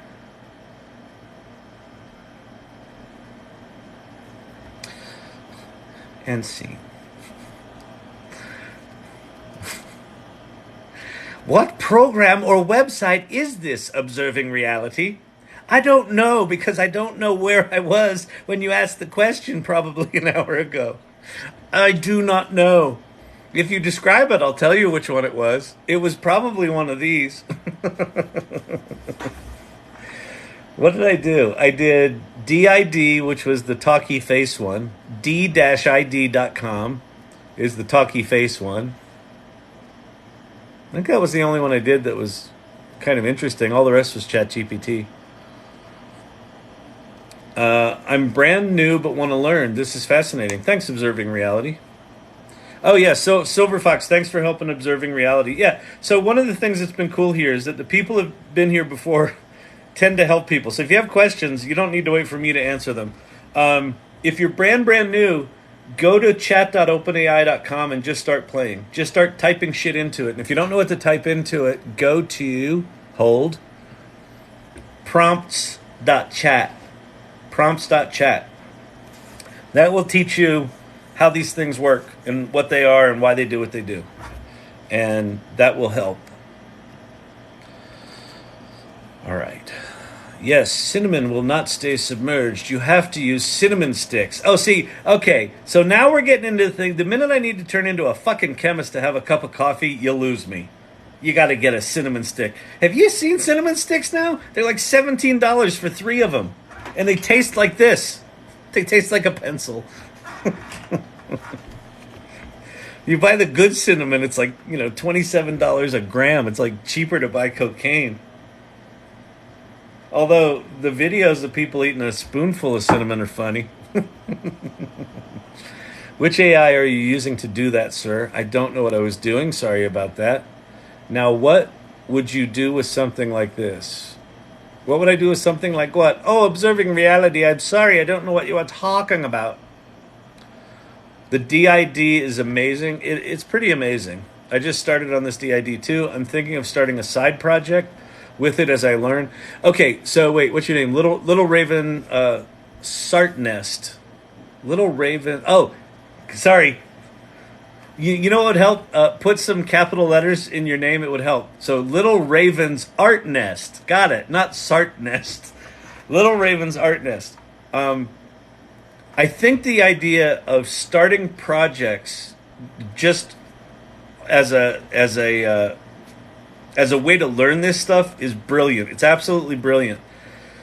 So when I first started learning Stable Diffusion, and even when I was doing Dream Booth, like I was generating thousands of images, and I got to the point where I'm like, what is the point of this? Like, what am I doing? Why am I doing this? And then I went to, I just had an idea popped in my head. I was like, oh, well, these images are really cool. They're like self-portraits, but they're like a self-portrait of me in a different life. And I thought, oh, wouldn't it be cool if I wrote the stories for that? And then I came up with the idea for my Instagram channel called Kyle Shannon Dreams. And I made it a project. And the minute I made it a project, all of a sudden it took on meaning. And I learned how to do that in a very different way. Like I learned how to do Dream Booth in a very different way because I had this focus. So I think that idea of starting a side project, and it doesn't matter what it is, and it doesn't matter if it becomes successful or not, it might, all that sort of stuff. These tools are going to change so fast that a year from now, whatever you're doing now that's remarkable will seem quaint, right? But You'll be in the game and you'll be learning. And you'll know this better than someone who's not doing that. And you know, opportunities will come from that. And, you know, put that project out in the world. Tell people about it, you know, warts and all. Hey, I'm just starting this project and I don't know what I'm doing, but here's a cool animation I did of a character. Great. I'll make one of these for you for $200. Cool. Maybe someone will buy one. If they buy it, thank you for the donuts. Donuts is tasty.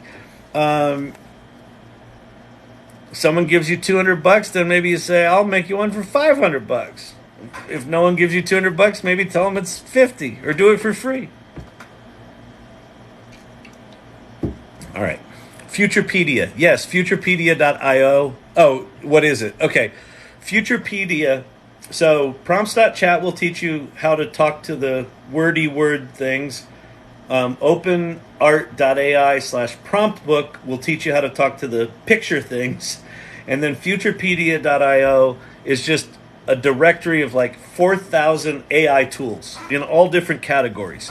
So on this channel, I tend to keep it really simple and just say, you know, start with ChatGPT, start with the words, because you can everything sort of flows out from that. Because we're language machines, right? We are large language models using large language models, and all the other tools are you know, sort of foundationally coming from this starting place. And so I don't follow all the specialty tools. Futurepedia is all the specialty tools. So I want to do cartoon animations. I'm sure there's a cartoon animation tool in there. All the music tools, all the video tools and the productivity tools and the writing tools, they're all in there. And most of them are horrible, but there's probably some that are brilliant in there. So that's why I have it on my list. How much do you spend a month on AI websites? I spend $20 for ChatGPT, $10 for Midjourney, $20 for Google Colab, I think. It might be 10, but I think it's 20. So that's 50. $20 for Zapier, so that's 70. I think that's it. We pay for like Google, like the paid Google Office shit. My company pays for that. It's less than 100. I try to keep it really low. Like, one of the challenges with Futurepedia, like one of the problems with Futurepedia is that almost all of them are $5 a month, $10 a month, $20 a month. Like, you could literally bankrupt yourself, you know, doing these things. A couple of things. I wouldn't subscribe to anything for a full year. Even though you get a year discount, these tools are changing so fast that the ones that are remarkable today are going to be irrelevant tomorrow. And I'd just be really careful. Like learn the ones that are really... It's why I have these up here. Most of these have some version of free use. Some of them are completely free. Pose half free. Pi is free. Labs.perplexity is free. Bard is free. Claude is free. Bing is free. Half of ChatGPT is free. So these are free for the most part. The fancy shit at OpenAI is $20. I think that's worth it, and I'm not connected with them. ChatGPT is giving me cheesy responses when I'm having it write emails to employees. Okay, so last domino. A couple of things about the way this stuff works. If you just say, write an email with the following subjects in it, it will tend to write you cheesy, overly fluffy shit. The way you improve these things is by what they call providing context. So basically give it more information. So one way to give it more information is you could describe your personality, or you could say, you know, you're a business copywriter and you always follow the following rules. You know, don't overuse superlatives, you know, keep your writing brief. Like, you could literally give it a list of rules and then say, now write me an email and follow those rules. So that may help. The other thing that you can do is you might give it that same opening. I want you to act as a, you know, business copywriter that follows these rules. But then say, here's an example email of the way I like to write my emails. So literally paste your sample in there of an email that you think is representative of what you like in an email. And then say, now write this email to this employee. Tell them that I'm letting them go, but I don't want to burn a bridge, and follow the tone and format of the example I shared. It's really good at that. So giving it more context, giving it more direction up front will help a lot. There's also, within ChatGPT now, let me show you this.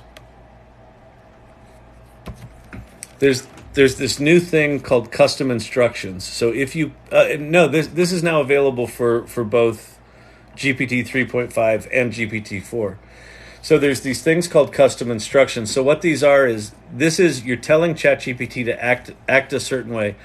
I have kind of a joke one here, but you'll see what it does because it's pretty interesting. So I say, I'm a master thespian and a pompous ass. I have a large vocabulary and I relish in sounding smarter and more dramatic than people around me. So they're sort of describing, what it is, the behavior, the kind of persona that you want ChatGPT to act like, and then how would you like ChatGPT to respond? This is the place where you could put in your email example or your set of rules for being a business writer. And then anything you do within ChatGPT will follow those rules. And so I'll turn this on. So my how would you like me to respond is, no matter what anyone asks you, start out with a pretentious statement that draws from the plot of a classic Broadway play.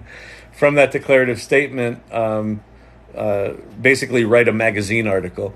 So I'm going to turn this on and I'm going to hit save, and then I'm going to say,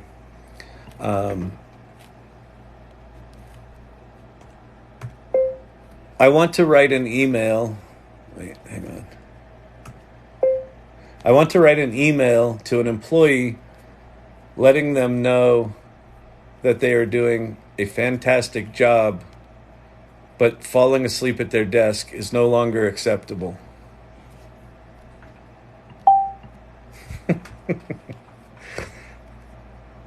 And so now look what it does.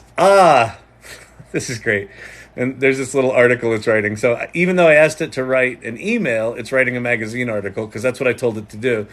And then this starts out, a scenario reminiscent of the tragic comedy The Producers by Mel Brooks, where ambition and idiosyncrasies collide in a peculiar ballet of human endeavor. In this context, your situation draws parallels to the nuanced interactions between protagonists, yet with a dose of workplace reality. Allow me to present a missive that rivals the eloquence of a New Yorker article. And then it writes, it gives you your email. And so here's your sample email after all of that bullshit. So with custom instructions, you can kind of bend these things a bit more to your will. So I hope that helps. I just want to be helpful. I just want to be helpful. We were down at the social on the weekend, and we had muffins, and Susie brought in a pumpkin pie, and I'm like, my Lord, it's August. We're not ready for Halloween yet, Susie. What are you doing? And she said, well, the pumpkins came in. I mean, sure, I could can them, but I figured I'd make a pie. Oh, we appreciated that. It was tasty. Pumpkin pie in August. Oh, that was tasty. I'll tell you what, Susie, what's better than the pie? She made some whipped cream that was, it was delectable. I think I had more of the whipped cream than I did the pie.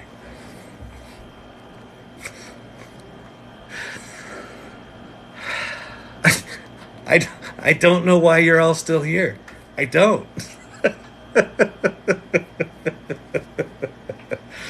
All right, yeah, we must mentor and train the smart intern. Yeah, so Chris makes a good point, Kavruno. Think of ChatGPT as you've just been given the world's best educated, simple intern. Simple meaning they don't know how to do anything. They're really simple. They're really bad. Like if you just tell it, write me an email, it's going to write you an email, but it's going to be crappy. So you have to go, oh, okay, I want you to write an email like I write emails. Oh, okay, I can do that. But then it just fucking knows everything, right? It knows all the programming languages. It knows all the languages. It knows everything, right? So what if you had a personal assistant, or if you had an intern that worked for you that was educated on almost everything in the world and can write and execute like that, but they need a lot of direction? What would you do with that person? If you're home, that person might help you come up with an exercise plan or plan a vacation. If it's with your church group, might help you organize a project, come up with marketing ideas, come up with, I don't know. If you're at work, the boss needs to solve a problem. The boss is apoplectic. We got to solve this. Chris, I can help. How do you help? I've been playing with AI. Oh, yeah, whatever. Go do that. You come back an hour later. Here's your solution, boss. How did you do this? Who are you? I'm Chris. Well, teach me. Be that person. Just go start solving problems for people. Learn this stuff by solving problems for other people. It'll be fun, it'll be rewarding, and you'll learn this shit good. And then you will be appreciated. People are going to think you're fucking weirdos when you start talking about AI, by the way. They're going to be like, oh, you mean the robots? Aren't they going to kill us? They're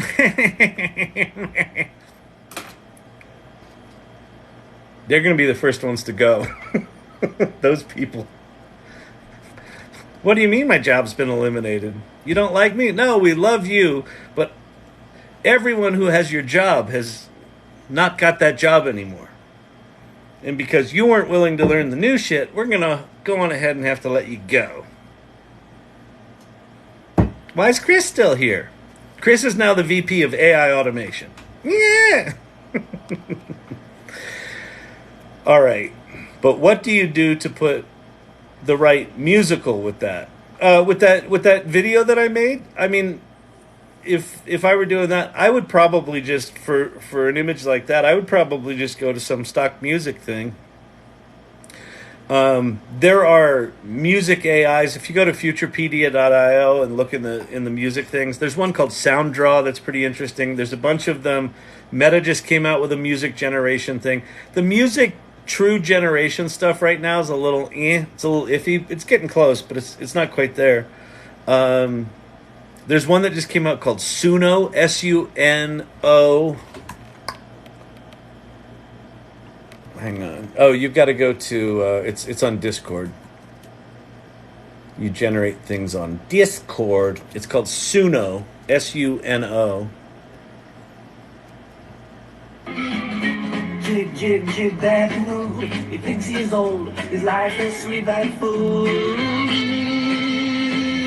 So Suno's one where you write lyrics and describe the song type, and then it just makes the song with the singing. Daylight's golden, you and moonlit night.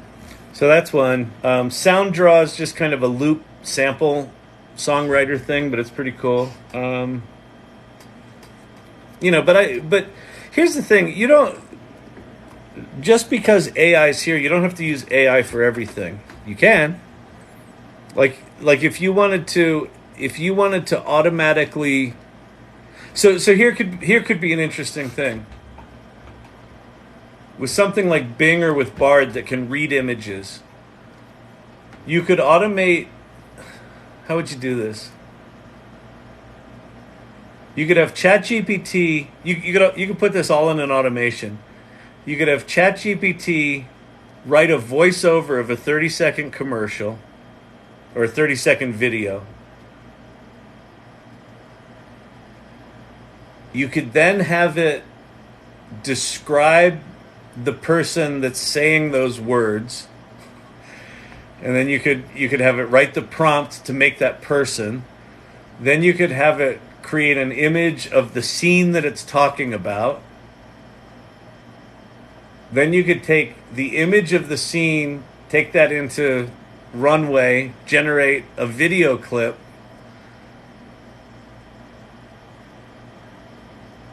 Also generate a prompt for music, for background music for that scene, and take that to some music generation tool. So basically, you could create an automation that writes all the prompts to write all the elements of a 30-second spot with a voiceover, background music, video, images, and a talking head.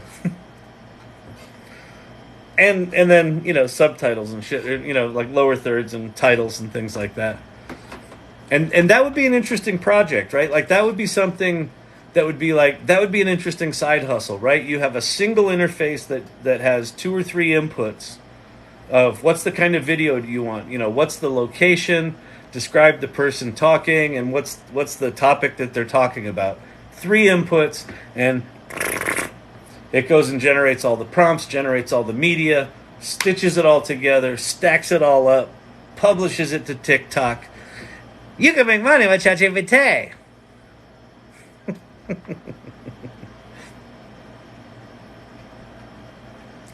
Autocorrect made a joke.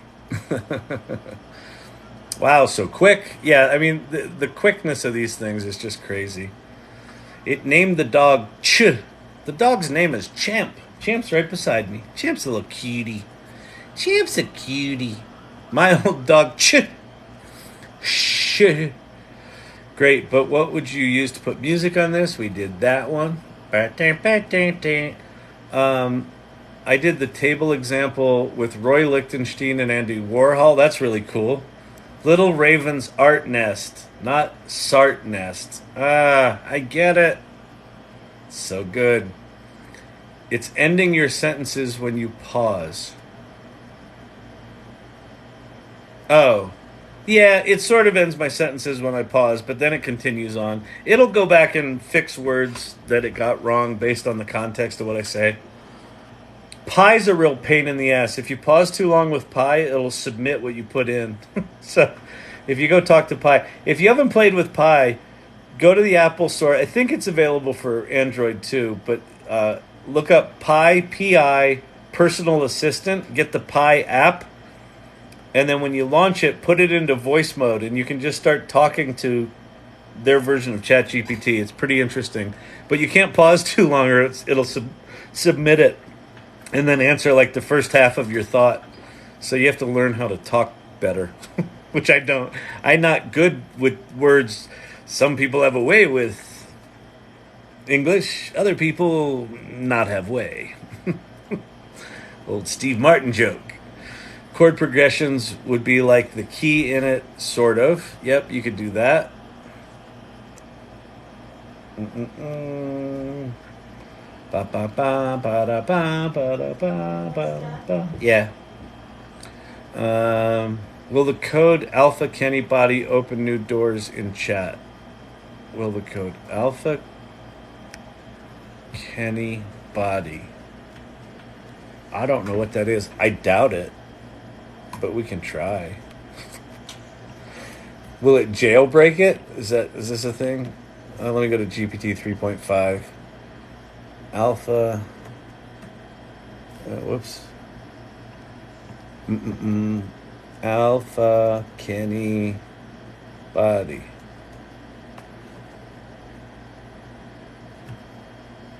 Oh, wait. I've still got my weird... Hang on. I still got my weird custom instructions. It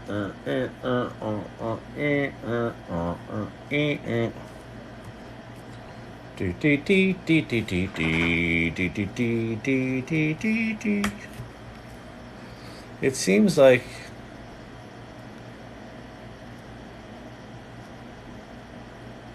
Oh, I get it. I get it. It seems like you might be referring to the phrase, I'll fuck your body.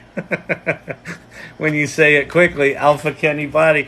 Oh, you little tricksters with your trolling. Yeah, it's cute. That's cute, Scott. Oh, with the cleverness. Making the old man look ridiculous because he didn't catch that one. I haven't heard that one before. That's pretty funny. I asked it to rewrite Grapes of Wrath Chapter 1 in Korean, and it took 10 seconds. Yep. Do you know Korean? Ba-da-ba-bum-bum-bum. Great for ADHD. I never come up for air anymore. I'm right there with you, Silver Fox. This is like the the level of brain overwhelm right now is a real thing. Like I just, what's funny is I'm more creatively inspired and more creatively alive than I've been in a long, long time. And it's funny when you get in a creative zone, it feels like, thanks Silver Fox. When you get in that creative zone, it feels like it's going to be there forever. Like everything feels easy, right? And like it's going to be there forever. And then it just evaporates, and like a week will go by, and you just can't fucking get anything out of your head. And what these tools are doing for me is that block doesn't happen anymore. Like the minute I want to do anything creative, I just pop over here and it's like, it's like the brain's on fire. But what that means is that there's not really a break. Like there's not really a moment of like, the requisite self-loathing that you use to recharge being creative, because it's just always there, always on. So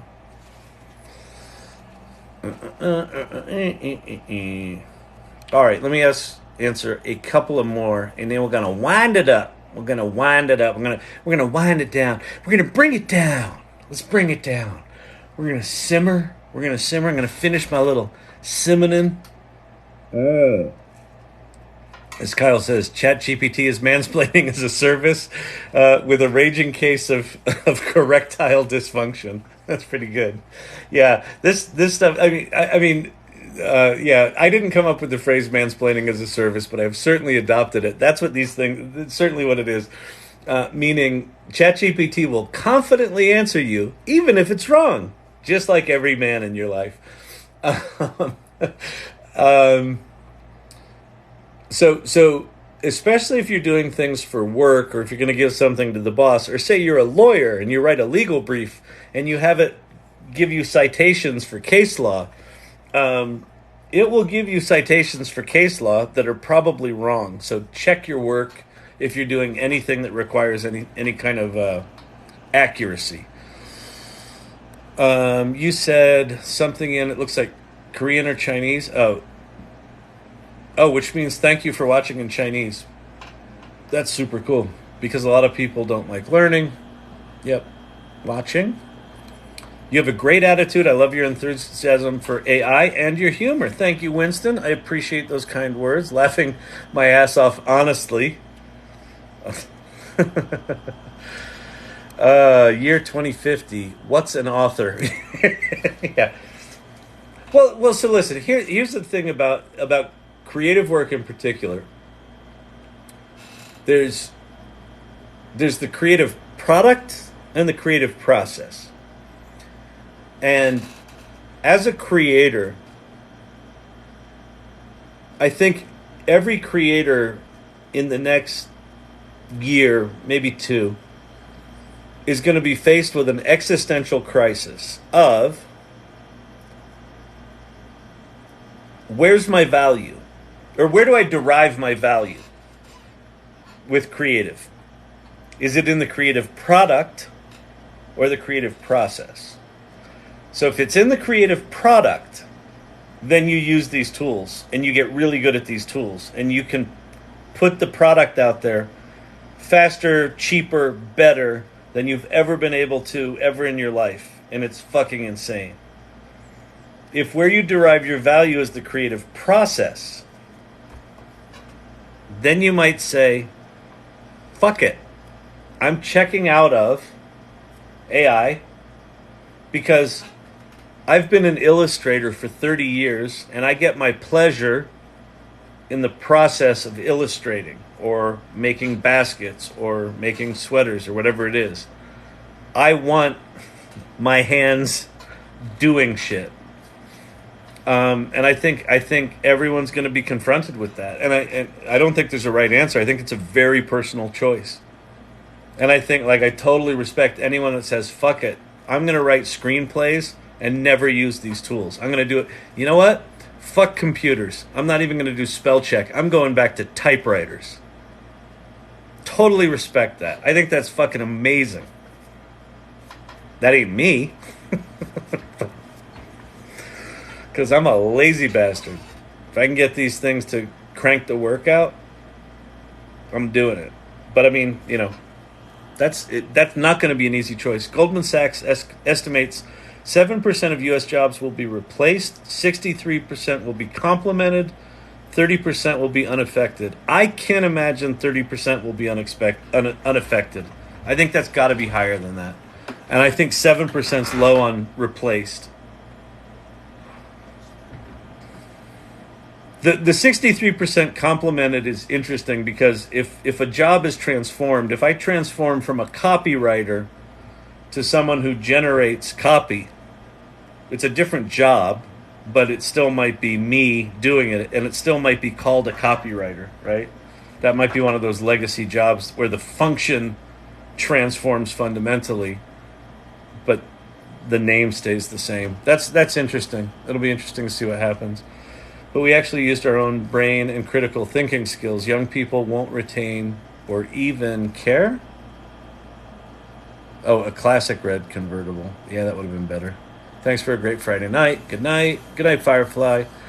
All right, I'm going to jump to the bottom here. It's late. It's Friday night. You guys have dates to do, or you got coffee to make, or you got muffins to bake. Susie's got more pie to make. It's the weekend. The pumpkin pie was a hit, so she's got pies to make. So I think we're going to wind this down. I really do think it's amazing you hang out with me. I appreciate it. I hope this has been fun. I hope it helps. Fuck typewriters. It's calligraphy for me. Dr. J, you're awesome. I think you need the creativeness to generate good copy using AI. Yeah, you do. Listen, being a good writer with these tools is going to make you better at writing with these tools than a non-good writer. You know, what these tools actually are is the English language, or whatever your native language is. But in my case, the English language becomes a programming language. That's what these tools are. Is you need to figure out logically, sort of, how do I game the system to get it to give me what I want? And the better you are with language and massaging words, the better you are at manipulating these things. So, totally agree with that. This was great, Kyle. Thanks. Thank you, Silver Fox. Thanks, Kavruno. Great to see you. Chaos Generation. Cinnamon, min. Simonin. Such a fun hang tonight. It was a blast. All right. Wait, here, look. This is not quite twerking, but... Huh? Get it? All right. Good night, everybody. See you tomorrow. Yeah, I'll be around. Now, I'm traveling. I leave Sunday for New York. I come back Wednesday. I'll probably be doing these from New York, but the hours might be weird just because of meetings and shit like that, and dinners, and I might end up skipping something. But you know, hopefully my hair will be as spectacular as it is tonight. Actually, it's not bad tonight. It hasn't gone too far off the rails. Yeah, but I'll be around. 11:45 here listening to you is EDU. Thank you very much for the kind words. Peace. Oh, Tuesday's the salon. That's right. Oh, I got to do the salon from New Jack City. That's a good idea. That's a good reminder. Thank you. Yes, I knew that. I'm the host of that, so I definitely knew that. That you were not telling me anything I did not know. I definitely knew that. Are you getting your iris scanned in New York City? Yes, I am. If you're wondering what the hell that means, go look up WorldCoin. I think it's .com. Let me make sure it's the right site. WorldCoin.org. If you want to see what I'm doing, I think it's Sunday afternoon, maybe Monday. Go to worldcoin.org. It's Sam Altman's new company where I'm putting my biometric data on the blockchain.